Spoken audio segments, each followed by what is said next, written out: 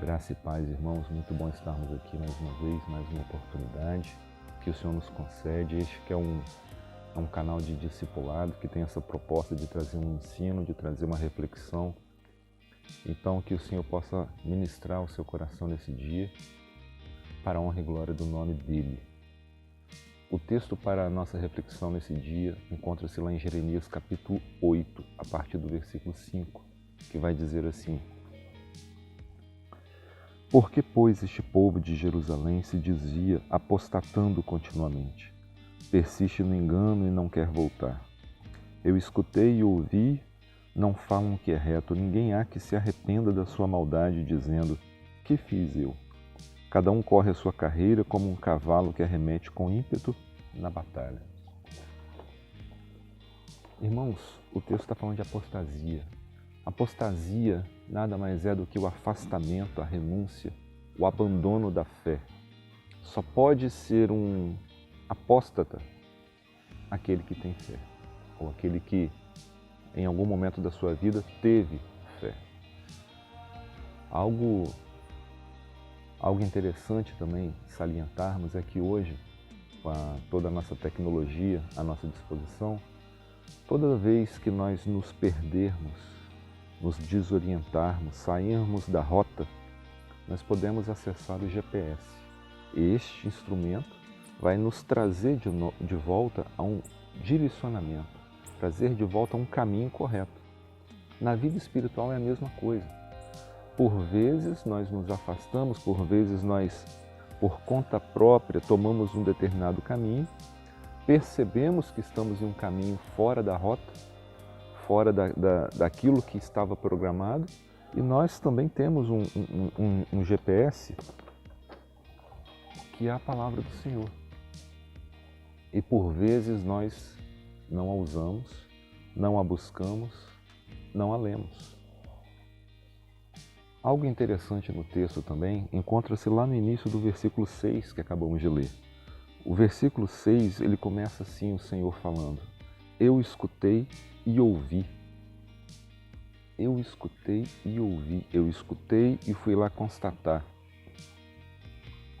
Perceba, e isso fica um pouco claro nesse texto, é que o Senhor não tem os ouvidos abertos somente para as nossas orações.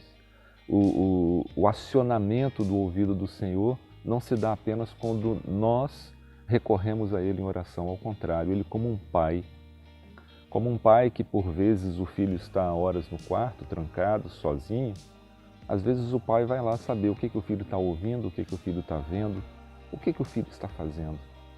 Porque tem um tempo que o filho não busca o pai, tem tempo que o filho não busca conversar com o pai. Então, nesse hiato de tempo, o Senhor vai lá para saber o que os seus filhos estão fazendo.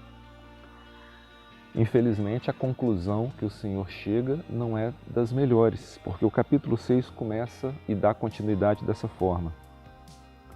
Eu escutei e ouvi, não falam o que é reto.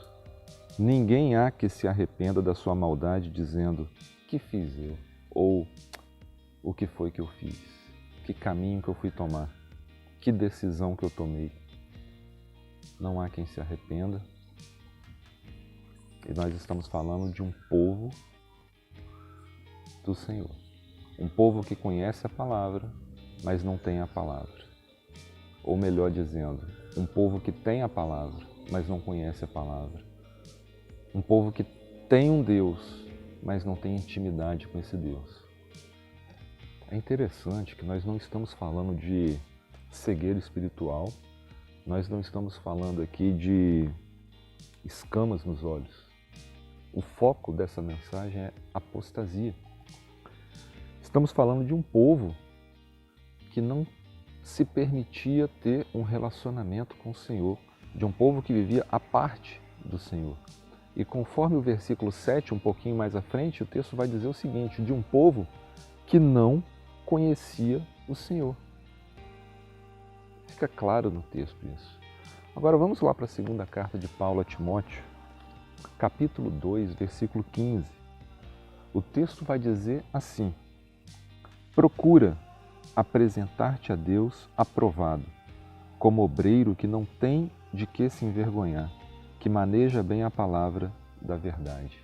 Conselho de Paulo a Timóteo, e esse conselho se estende à Igreja do Senhor nesses dias. Sabe, irmãos, a apostasia se estabeleceu há tempos na igreja, nos acostumamos a ela, infelizmente.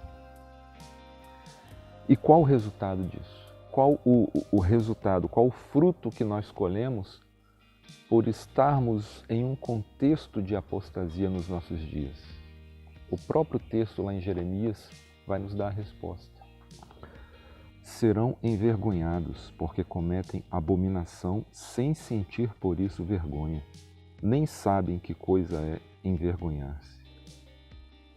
Meu povo não sabe nem o que é envergonhar-se.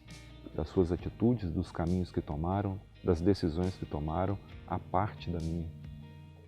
E por não saberem o que é envergonhar-se na presença do Senhor, por não terem a humildade de reconhecer o seu erro, de haver aí um quebrantamento, um conserto na presença do Senhor. Versículo 12 vai dar continuidade falando o seguinte: portanto, cairão com os que caem, quando eu os castigar. Tropeçarão, diz o Senhor. Sabe, irmãos, um dos maiores sinais da vinda de Jesus não vai ser dado pelo anticristo. Será dado por uma igreja apóstata, uma igreja que vive a parte do Evangelho, uma igreja que vive a parte da palavra do Senhor. Ernest Plant vai dizer o seguinte, que uma vida apóstata é marcada por uma vida cristã relaxada. A carta aos Hebreus, capítulo 3, a partir do versículo 12, vai trazer uma resposta aos nossos corações. Diz assim o texto: tende cuidado, irmãos, jamais aconteça haver em qualquer de vós perverso coração de incredulidade que vos afaste do Deus vivo. Pelo contrário, exortai-vos mutuamente cada dia, durante o tempo que se chama hoje, a partir desse momento, a fim de que nenhum de vós seja endurecido pelo engano do pecado, porque nos temos tornado participantes de Cristo, se de fato guardarmos firme até o fim a confiança que desde o princípio tivemos. O texto é extremamente claro quando ele diz que o princípio da nossa confiança não há outro, não é outro senão Jesus.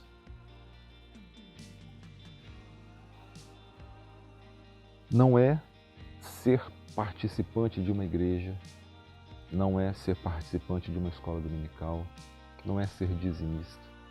O princípio da minha confiança é Jesus. Porém, contudo, somente nos tornaremos participantes nele se guardarmos esse princípio até o fim. Custe o que custar, haja o que houver,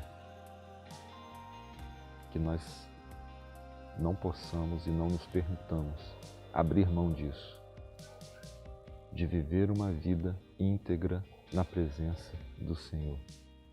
Que o Senhor nos abençoe e nos guarde nesse dia, em nome de Jesus.